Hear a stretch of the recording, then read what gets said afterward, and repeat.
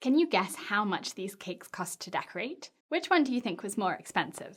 Tell me in the comments before you watch the rest of the video.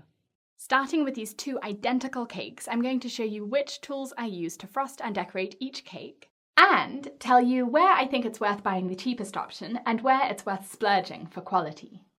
Here are two cakes ready to be covered with frosting. I'll be using my 4-Minute Buttercream and the link is in the video description. Now let's look at the different options you have for colouring your frosting. The first option is liquid colour, which is water-based and you can buy very cheaply at a supermarket or a grocery store. You need a generous squirt, maybe a quarter of the bottle, to achieve a bright colour of buttercream. For really bold colours like red or black, you'll need the whole bottle or maybe more than one bottle, which will affect the consistency of the buttercream, so I don't recommend using liquids for those colours. But for this blue, this liquid works perfectly.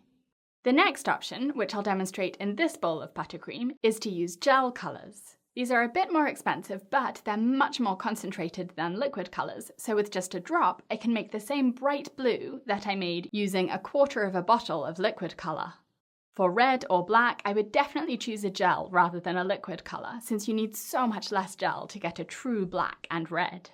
Also, gels come in a huge range of colour options, whereas liquids usually come in little packs with just red, blue, yellow, and green.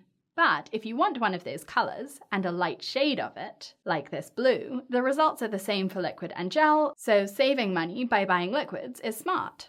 One of the very first tools to invest in when you start cake decorating is a turntable, but there are so many different options out there, I'm going to break down whether it's really worth buying the fancy version. Turntables are also called spinning cake stands, and they make it much quicker to spread frosting onto a cake, and then quicker and easier to smooth the frosting. The cheapest option is a plastic turntable, which is about half the price of a metal turntable. Both spin, but let's take a look at the difference. Plastic turntables aren't super stable, so they spin jerkily, which means that the cake will vibrate or even wobble as it's spinning. Look at the difference between this and a metal turntable, which has a very smooth spin with no shuddering motions at all, and when there's a cake on top, that cake spins perfectly smoothly too. Why is that important? You'll see in a minute.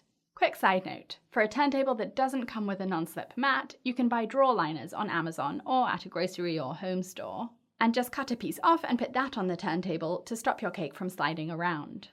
Before choosing whether to save or splurge on a turntable, let's see how they work in practice.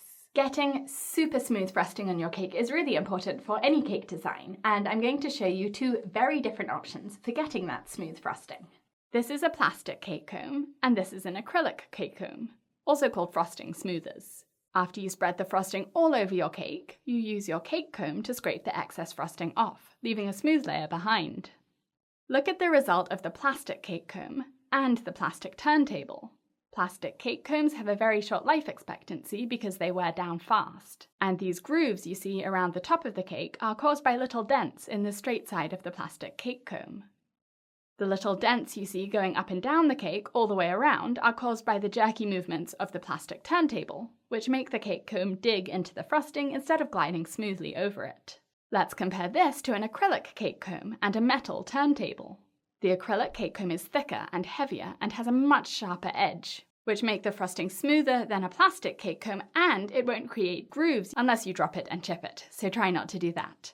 Also, the smoothness of the metal turntable is obvious here because you don't see those same vertical dents in the frosting since the spin is constant rather than jerky. So, I definitely recommend splurging on a good quality acrylic cake comb over a plastic one, and a metal turntable over a plastic one.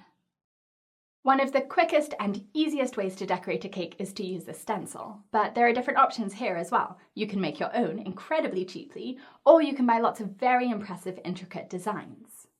To make your own stencil, cut a piece of parchment paper wide enough to wrap around at least half of your cake, and draw a shape onto it.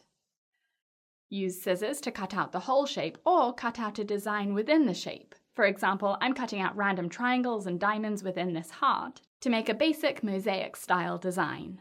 This is very time-consuming, but it's also very cheap. A more expensive alternative is a plastic or acrylic stencil with an intricate design. Starting with the homemade stencil, it wraps easily around the cake if you buy it in a roll, which makes applying it to the cake very easy. Spread frosting over it, scrape off the excess, and smooth it with your offset spatula or a cake comb, and peel the stencil off, and voila! You can make your stencil as detailed as you want it to be, and the result is neat and unique. For a pre-made stencil, follow the same steps, wrapping the stencil around the cake and then spreading frosting over it and scraping it off. I should mention that your cake needs to be cold before you do this, so that the frosting has set and doesn't get damaged by the stencil. This pre-made stencil is much more detailed than my homemade stencil, and if you can find a reasonably priced stencil, I think it's worth buying one if you want to make your cake really impressive. Now let's use up the leftover frosting from both cakes and look at two options for borders. The very cheap option, which is to spoon the frosting into a Ziploc bag, seal it, and cut a piece off one of the bottom corners to make a homemade piping bag. If you're enjoying all of this information and the way that I break everything down step by step into very manageable details, please check out my online cake school where I have hundreds of cake designs and techniques for you to learn. To pipe a border, start at the side of the cake and squeeze a dot out, pulling away sideways to leave a tail on the dot, and then squeeze out the next dot to cover that tail. The seam of the Ziploc bag will leave a line of texture on your dots, so hold the bag at the same angle all the way around the cake so that seam is always facing the same way. Here's the splurge option, a piping bag with a medium-sized round piping tip, like a number 12 tip. Put the piping tip in the piping bag and spoon your leftover frosting into the bag. Push the frosting down to the top and twist the end and then pipe a dot onto the bottom of the cake, using the same technique of pulling away sideways and overlapping the tail of each dot with the next dot. These dots are much rounder and smoother than the dots piped with a Ziploc bag, but that's not necessarily a good thing. The texture from the seam on the Ziploc bag dots looks nice, and so does the shape of the dots. For a beaded border like this, I don't think it's worth splurging on a piping bag and tips, but having piping bags and a variety of tips does give you a lot of options for different types of borders and other piping. So if you're planning on decorating more cakes, then I would say it's worth the investment. And there you have it, the results of cheap versus expensive cake decorating. I hope this video helps you choose what to invest in. Tell me in the comments which cake decorating tool you're going to buy next. Thank you so much for watching. Happy caking!